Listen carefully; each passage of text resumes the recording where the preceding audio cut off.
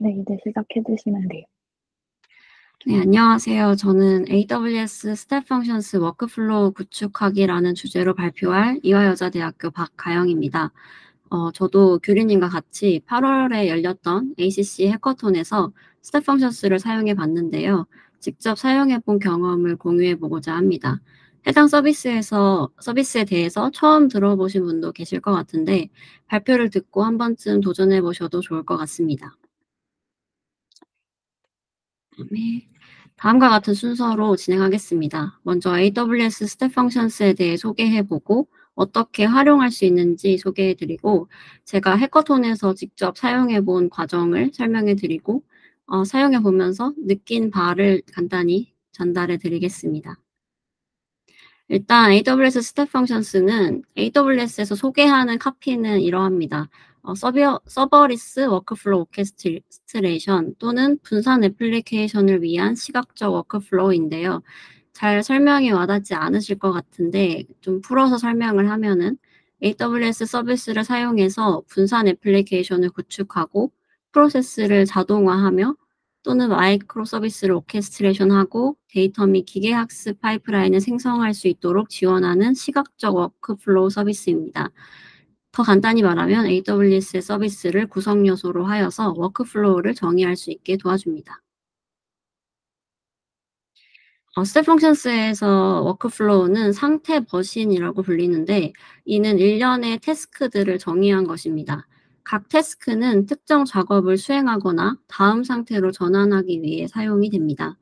이 상태 머신을 통해 워크플로우의 흐름을 정의하고 관리할 수 있습니다. 그 상태에서 스테이트는 각 단계를 나타내며 이 단계들에는 여러 종류의 상태들이 포함됩니다.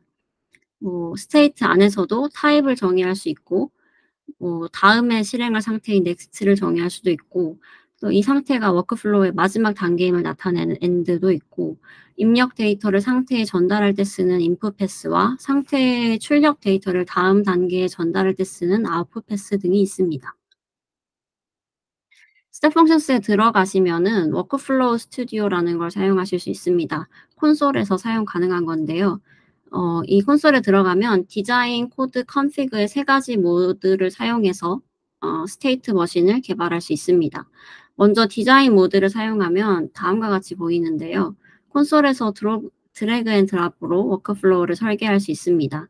이렇게 각각의 스테이트들이 연결이 된 형태로 보이죠.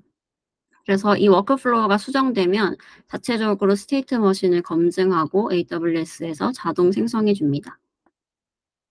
그리고 아까는 이제 디자인으로 했잖아요. 근데 코드로 바꿔보면은 이런 식으로 보입니다. 코드 모드에서는 아마존 스테이트 랭귀지 기반 코드 편집기를 제공합니다.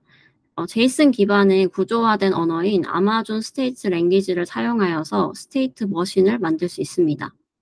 결국 각각의 단계인 스테이트를 코드로서 정의할 수 있게 됩니다. 각 스테이트는 작업을 수행하거나 어떤 조건을 평가하거나 데이터를 전달하는 등의 역할을 합니다. 이 스테이트들 간의 흐름을 정의함으로써 전체 워크플로우의 동작을 설계할 수 있습니다. 이 언어를 사용하면 복잡한 분기 로직이나 병렬 처리를 포함한 워크플로우를 간단하고 명확하게 정의할 수 있습니다. 또 워크플로우는 두 가지의 옵션으로 만들 수 있는데요. 스탠다드와 익스프레스입니다. 스탠다드는 프로세스를 한 번 실행하는데 5분 이상 걸리는 배치 프로세스를 사용하기에 적합합니다. 예를 들어서 데이터 분석을 위한 ETL 오케스트레이션 파이프라인 등이 예시가 될 수 있습니다. 또 익스프레스는 최대 실행 시간이 5분이기 때문에 실행 시간이 5분 미만인 워크플로우에 적합합니다. 또 이 둘은 따로 사용할 수도 있고 같이 사용할 수도 있기 때문에 설계하고자 하는 워크플로우의 성격에 따라서 선택하시면 됩니다. 또 아까 이렇게 스테이트를 구성할 때 여러 옵션들이 있는데요. 첫 번째는 액션스입니다. 이 액션은 스텝 펑션스에서 각 상태가 수행하는 작업을 의미합니다. 특정 API를 호출할 수도 있고 데이터를 처리할 수도 있고 또는 타사 서비스와의 통신 등 다양한 작업을 처리할 수 있습니다. 각 스테이트는 주어진 액션을 실행하고 그 결과에 따라 다른 상태로 전환하거나 워크플로우를 종료합니다. 예를 들어서 태스크 상태에서 람다 함수를 호출하는 것도 하나의 액션이고 이러한 액션을 통해 필요한 작업을 자동으로 수행할 수 있습니다. 또 플로우는 상태 간의 이동 경로를 정의하는 개념입니다. 쉽게 말해 플로우는 워크플로우 내에서 작업이 어떻게 진행되고 어떤 순서로 실행될지를 결정합니다. 각 상태는 하나의 작업을 수행하는 단계라고 할 수 있는데, 이 작업이 완료되면 어떤 상태로 넘어갈지, 어떤 기준을 갖고 넘어갈지를 플로우를 통해 지정할 수 있습니다. 뭐 예를 들어서 어떤 작업이 끝나면 다음으로 어떤 작업을 실행할지, 또는 작업이 성공적으로 끝났을 때와 실패했을 때 각각 다른 경로로 이동하도록 설정할 수 있습니다.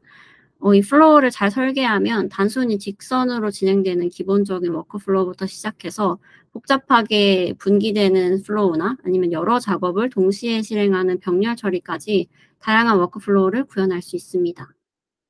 마지막으로 패턴은 스텝 펑션스에서 자주 사용되는 워크플로우 구조를 말합니다. 반복적으로 사용되는 구조를 간편하게 정의할 수 있도록 도와줍니다. 제가 스텝 펑션스를 도입하게 된 계기는 해커톤의 서비스를 개발하면서인데요. 해커톤에서 다양한 주제가 있었고 저희 팀은 이메일 대량 발송 시스템 설계를 하는 주제를 받았어요. 그래서 한꺼번에 대량으로 이메일을 보내는 기능을 구현해야 했고, 또 이미지를 첨부해서 이메일을 보낼 수 있도록 구현하는 아키텍처였습니다. 사실 운영진 측에서 제시한 요구 조건은 매일 최대 500건의 이메일 대량 발송이 필요하다였는데, 500건은 사실 많은 숫자가 아니잖아요. 그래서 저희는 확장성을 고려해서 최대 2천만 건의 대량 이메일 전송 프로세스를 설계해 보고자 했습니다. 사실 이메일 대량 발송이라는 게 간단하게 생각하면 결국 데이터베이스에서 유저 정보를 얻어와서 이메일을 보내는 작업이죠. 마지막에 이메일 전송은 AWS SES로 처리했습니다. 이 SES는 AWS 이메일 발송 서비스로 대량의 이메일 전송을 도와줍니다. 물론 이 아키텍처의 앞단에 HTTP 요청을 받거나 하는 로직이 있겠지만, 이번 발표에서는 핵심이 되는 발송 로직에 집중해 보겠습니다. 데이터베이스도 AWS에서 RDS나 다이나모DB 같은 다양한 선택지가 있겠지만, 이 또한 전송의 핵심이 되는 부분은 아니니 일단은 추상화하겠습니다. 이제 데이터베이스와 이메일 전송 사이에서 어떻게 연결이 돼야 할지를 생각해 봐야겠죠. 먼저 DB에서 유저 데이터를 읽고, 또 람다에서 이메일을 작성하고 큐에 넣고 하는 작업이 있는데요. 하나씩 보겠습니다. 첫 번째는 데이터베이스에서 사용자 데이터를 가져와야 합니다. 이 데이터는 우리가 이메일을 발송할 대상 유저들이 되겠죠. 두 번째는 람다를 이용해서 이메일 페이로드를 이제 큐에 넣어줘야 됩니다. 큐를 넣은 이유는 이 이메일 발송이 가장 큰 병목이 될 거라고 생각을 해서 그 앞단에 큐를 두고 처리를 하는 대로 람다에서 이메일을 가져가서 SES 이메일 발송을 트리거하게 했습니다. 이를 통해서 병목 현상을 피하고 안정적으로 처리할 수 있게 했습니다. 이런 게 있는데, 사실 여기서 의문이 하나 생기실 것 같은데 바로 이 부분입니다. 데이터베이스에서 람다로 유저 정보를 읽어오는 부분인데요. 다시 한번 이 아키텍처의 목적을 말하면 이메일 대량 발송 아키텍처죠. 수많은 유저의 정보를 한 번에 람다로 읽어올 수 있을까요? 그리고 많은 유저를 대상으로 하는 이메일 페이로드를 작성하고 이를 큐에 보내는 작업이 15분 안에 가능할까요? 이 15분이라 함은 람다의 최대 실행 시간인데요. 람다는 15분 안에 하나의 메서드가 실행되어야 하고, 또 하나의 메서드는 최대 메모리로 10기가를 갖습니다. 결국 대기 시간과 재시도 조건 등을 고려하면 람다 단독으로 이 작업을 처리하는 것이 불가능합니다. 물론 EC2에서 오랜 시간 동작하는 프로세스를 실행하는 방법도 있습니다만, 이번 프로젝트는 ACC 해커톤인 만큼 서버리스 환경에서 이메일 대량 발송 프로세스를 구성해 보고자 했습니다. 그럼 결론은 한 번에 유저 데이터를 가져오지 않고 조금씩 청크로 나눠서 가져오고 처리하는 방법인데요. 이를 위해서 스텝 펑션스를 사용하게 되었습니다. 스텝 펑션스에 아까 플로우라는 게 있다고 했죠. 여기서 맵을 선택하면 각 항목에 대해 동일한 작업을 이제 루프처럼 수행할 수 있습니다. 이 가장 큰 장점은 이 반복 작업을 병렬로 실행할 수 있다는 건데요. 즉 데이터셋의 항목이 많더라도 모든 항목을 동시에 처리할 수 있기 때문에 데이터를 빠르고 효율적으로 처리할 수 있습니다. 이러한 병렬 처리는 대량 데이터를 다루는 워크플로우에서 처리 시간을 크게 단축시켜 주겠죠. 또 맵에도 이런 두 가지 모드가 있는데 이 인라인 모드의 경우에는 제한된 동시성을 제공합니다. 각 반복은 동일한 워크플로우 컨텍스트에서 실행되며 작업의 결과와 실행 기록이 모두 한 곳, 즉 부모 워크플로우에 저장이 되고요. 분산 모드는 높은 동시성을 지원하여서 자식 워크플로우를 최대 10,000개까지 동시에 실행할 수 있습니다. 또 각 자식 워크플로우의 실행은 부모 플로우와 별도의 실행 기록으로 관리됩니다.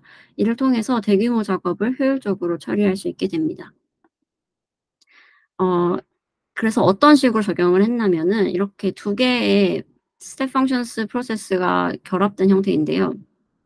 일단 가장 바깥쪽에는 메인 배치 오케스트레이터가 전체의 프로세스를 관리합니다. 또 내부에서는 스텝 펑션스의 맵 상태를 이용하여서 반복적으로 이 프로세스가 동작하게 하였습니다. 이 내부의 청크 프로세스는 어떻게 동작하냐면 먼저 람다가 데이터베이스로부터 유저 정보를 청크 단위로 읽어옵니다. 이는 한 번에 너무 많은 데이터를 처리하지 않게 하기 위해서입니다. 또 이후에 또 다른 람다 함수는 이메일 페이로드를 생성하고 이를 SQS, 즉 Q로 푸시합니다. SQS는 이메일 페이로드를 대기열에 저장하고 다음 람다 함수가 이 페이로드를 가져와 아마존 SES를 호출한 형태입니다. 이렇게 함으로써 이메일이 안정적이고 신뢰성 있게 발송될 수 있습니다. 이를 통해서 서버리스 환경에서 긴 시간 동안 메일을 순차적으로 전송되게 하였습니다. 그 스텝 펑션스를 좀 더 살펴보면은 아까 드래그 앤 드롭으로 이렇게 스테이트를 구성할 수 있다고 했죠. 결국 이러한 형태로 만들어지게 되는데요. 자세히 보면 첫 번째 람다가 유저 데이터를 청구로 읽어오고 그 맵 내부에 들어와서 이제 이 사용자 정보와 결합하여서 이메일 페이로드를 만들고 이 두 번째 람다에서 Q에 전송하는 로직까지 처리합니다. 그리고 이 세 번째 람다에서 Q에 대한 컨슈머 역할을 해서 Q에서 메시지를 읽고 SES로 메시지를 보내는 역할을 합니다. 그리고 이 밑부분을 보면은 초이스 스테이트라고 적혀 있는데요. 이 단계에서는 다음 작업을 계속 진행할지 아니면 워크플로우를 종료할지를 결정합니다.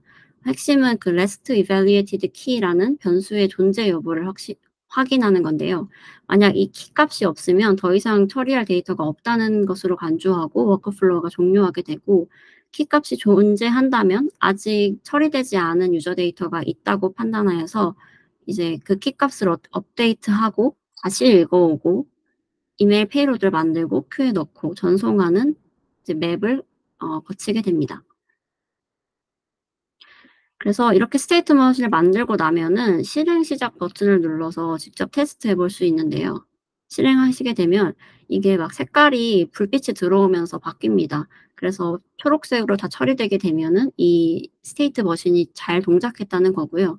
중간에 빨간색 불빛이 들어오게 되면 스테이트 머신 중간에 에러가 생겼다는 거입니다. 그래서 하나씩 스테이트를 클릭해서 어떤 부분에서 에러가 생겼는지도 보실 수 있습니다. 저희는 결과적으로 이렇게 스텝 펑션을 중간에 두고 대량 이메일 발송 아키텍처를 완성하였습니다. 사실 스텝 펑션이 다양한 AWS 서비스를 결합하는 것이 목적이다 보니 그 유스 케이스가 되게 다양한데요. 그 유스 케이스를 볼 수 있는 사이트도 하나 있습니다. 서버리스 랜드라는 곳에 가시면 개발자들이 어떻게 이 스텝 펑션스 워크플로우를 구성하고 실제 프로세스 개발에 활용하고 있는지를 확인하실 수 있습니다. 저는 스텝 펑션스를 사용해 보면서 워크플로우 스튜디오에서 드래그 앤 드롭으로 간편하게 서버리스 워크플로우를 만들 수 있다는 점이 좋았고요. 또 다양한 AWS 서비스를 결합할 수 있다는 것이 큰 장점이었던 것 같습니다. 다만 사용하는 과정에서 좀 복잡했던 거는 그 스테이트를 연결하면서 전역으로 사용되는 값의 처리가 어려웠는데 찾아보니까 이게 다른 분들도 갖고 있는 문제점이더라고요.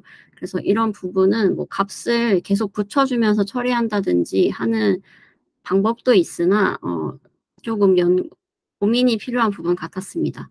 그리고 이제 이메일 대량 발송 아키텍처에 관해서는 뭐 저희의 경우에는 스텝 펑션스 웹 스테이트를 활용했지만 배치의 활용도 고려해 볼 수 있을 것 같습니다.